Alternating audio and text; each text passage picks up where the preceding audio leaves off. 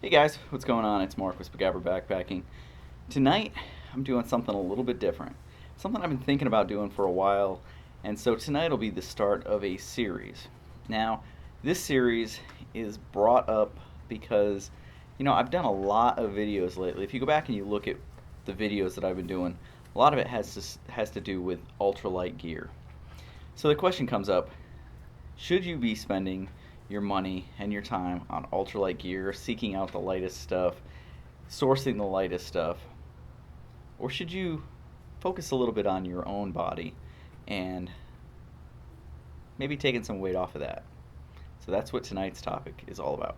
So as backpackers, we spend hundreds of dollars to save grams, sometimes ounces, but a lot of times grams.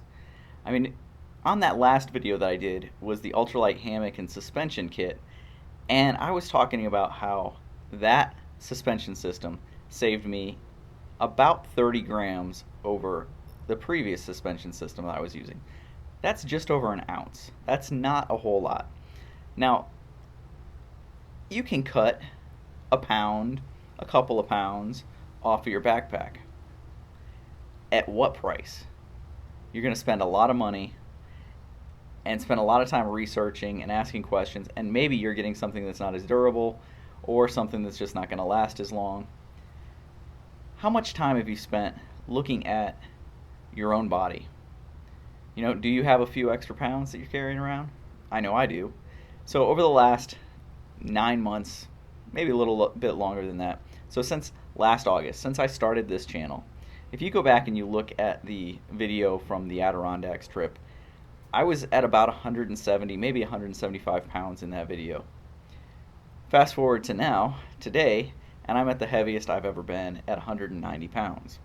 So I finally caved, and it is time to do something about it. So that's where this video series comes in. So what this series is going to be about is my quest to lose some weight and get back into shape, get back into backpacking shape, cycling shape, running shape, all around good shape. And I'm going to bring you guys along. And along the way, each week I'm going to give you guys tips and some ideas on things that you can do to either reduce your calorie intake or increase your calorie burn. This week, since it's the first week we're doing this, we're going to talk a little bit about some fundamentals of it, some pretty basic things, and some things you can do to get yourself started and get into it. With anything, you want to make sure that you're ready to do it, you're fit to do it, and you want to take it slowly. You don't want to jump into something with both feet, because what ends up happening, lots of people try diets. Lots of people try workout programs. If you go right after New Year's and you go into a gym, they're packed. You go 2 months later, and it's the people that have been there for years that are there, and those that started out with great intentions have burned themselves out and are no longer there. So, you want to ease into everything that you do. You don't want to jump into a diet with both feet and end up finding out that you don't like it, you're hungry, you're starving all the time. You want to make incremental changes that equate to a lifestyle change and not so much a diet. So let's get into those. So my first tip is to replace all of the drinks throughout the day with water. Starting out your day with a big glass of water actually energizes you and keeps you going throughout the day. When you feel like you're getting a little bit hungry, have a glass of water. A lot of times the signals get crossed and we think we're hungry when we're really just thirsty. For those of you who are out there who are soda drinkers, a 12-ounce soda is anywhere between 150 and 170 calories. You bump that up to 16 ounce and you're looking at 200 calories. You go to a 20 ounce and you're looking at about 250 calories. When you start pulling those out of your daily routine and replacing it with water, you're saving a lot of calories throughout the day. Now, for those coffee drinkers in the morning who think that the coffee is going to give you more energy than the water, there have been some studies done, and actually, while the caffeine gives you that boost, if you replace it and are drinking water throughout the day and you start with a big glass of water, you actually end up with more energy at the end of the day, and it lasts longer. But if you are a coffee drinker who drinks 4 to 5 cups a day, I'm one of those, you don't want to just quit the coffee cold turkey. Kind of like how I talked about getting into working out or a diet program, you want to do it incrementally. You want to phase yourself off of the coffee so that you don't end up with the coffee headaches, the caffeine headaches, because you want to get yourself off of the caffeine. So slowly get yourself down. Once you get down to about 2 cups a day, you can go ahead and do cold turkey, and you shouldn't get the headaches. The headaches usually start about 18 hours after weaning yourself off of caffeine and can last for up to 7 days. Not a whole lot of fun, so ease yourself off of that. Start this week by getting it down a cup or two each day. So we talked a little bit about calories in there. The key that you're looking for is 3,500 calories. So 3,500 calories is a pound. When you can cut out 3,500 calories or burn 3,500 calories, you can lose a pound. So that's kind of the baseline of this whole thing. All right, tip 2. Tip 2 involves cutting out the sweets. Now, for me, I'm a chocoholic. I like cookies, I like candy, I like ice cream. If I could have it every day, I would. So that's something else that has a lot of calories and really doesn't do a whole lot for you. It may make you feel better, just in the short term though, because then when you see the belly growing, you don't feel so good anymore. But cookies are anywhere between like 50 and 100 calories per cookie. So I don't know anybody who eats one cookie and is satisfied. I usually eat between 3 and 6 Oreos or Chips Ahoy or whatever I'm eating. And so those add up pretty quickly. Then, if you're looking at ice cream, you're talking between 200 and 300 calories per cup of ice cream. Now, I usually have a cup to 2 cups of ice cream, so we're talking, 400-600 calories each time I have ice cream. I like ice cream. So if you cut those out, that's another big chunk that you can put away and use somewhere else. Or use it to remove some of the excess weight that you're carrying around.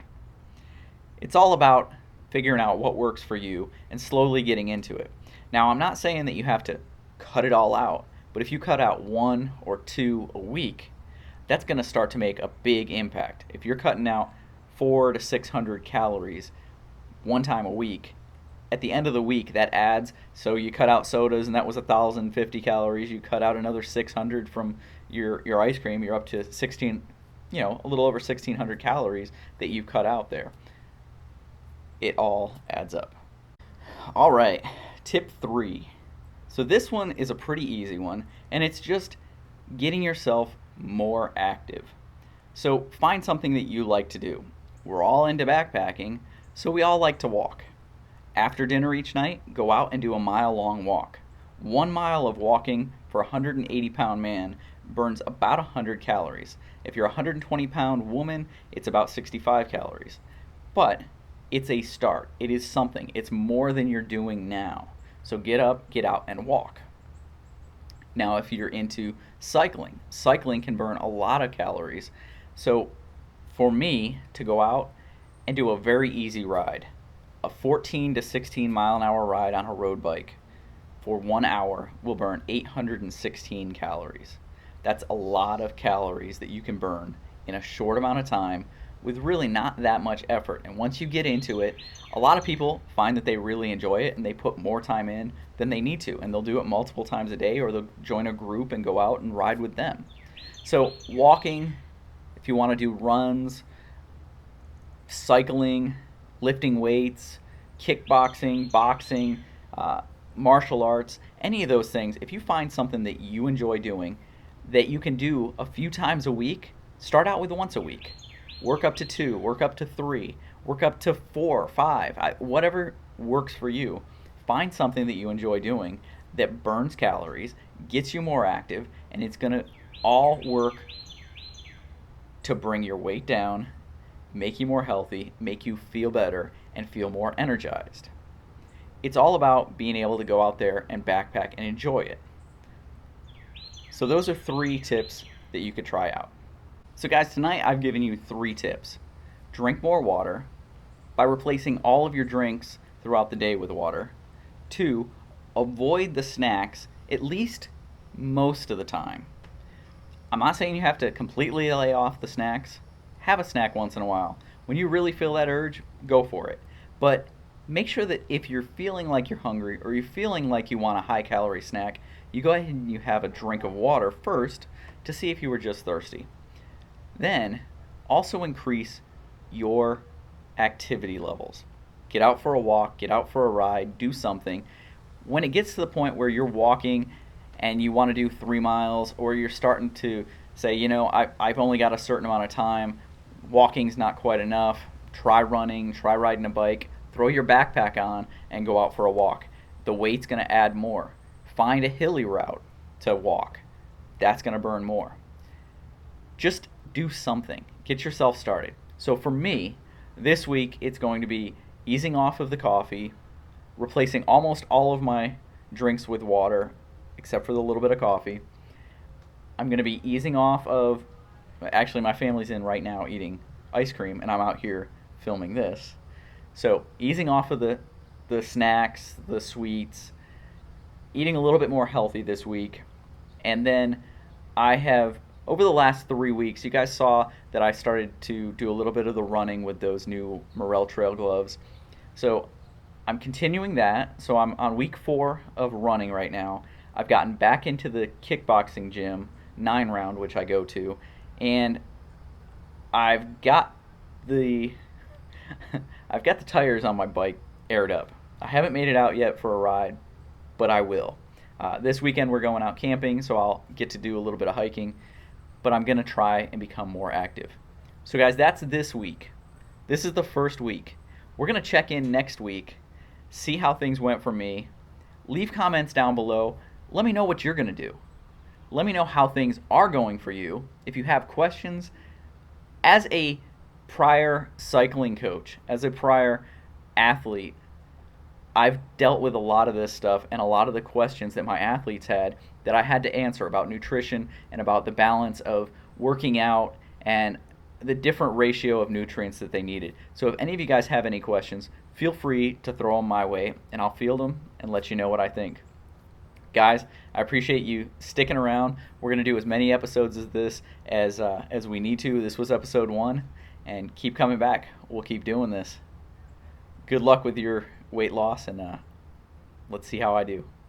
See you guys down the trail. Thanks.